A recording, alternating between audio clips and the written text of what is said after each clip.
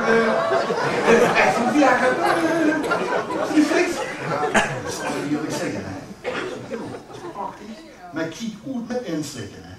Ja. Want er moest een beetje rap doorsteken, anders tussen de Steven Egg. Ja, zeggen ze de Steven Egg.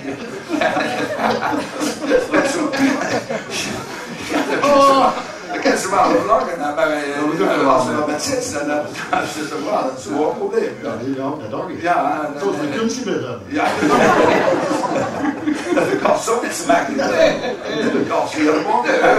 Nee. Ik zou het eerlijk zeggen, want ik kan wel dat het ook helemaal niet meer zo gemakkelijk wordt. Nee.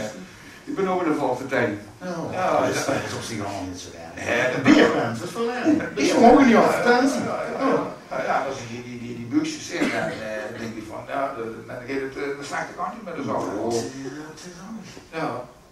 Ja. Oh, nee. Ja, dat geeft hij echt bewijs.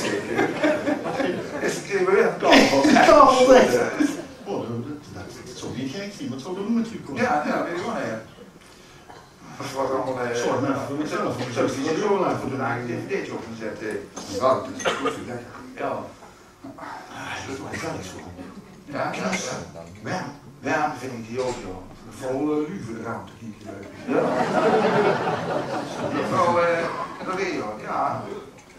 Toch is dat tegenwoordig, ja. Ik weet het niet. Wat ze dan, hè? Ik weet het dan, hè. Ja, dat werd tegenwoordig, ja. Vooral, wat moeten we daarvan zeggen allemaal? Ja, ook dit is cabaret. Ja. Dat is ook het gevoel, hè. Oh, die zegt niks verder. Oh. Ja, zit ze aan het wachten, hè. Zo laat, man. Ja. Hé, wat kijk je nou? Ik hoorde erachter dat je de telefoon ging. Het zal er niet horen, man. Shit, wat kun je kijken? Sorry, mensen. Thijs, werkelijk. Thijs?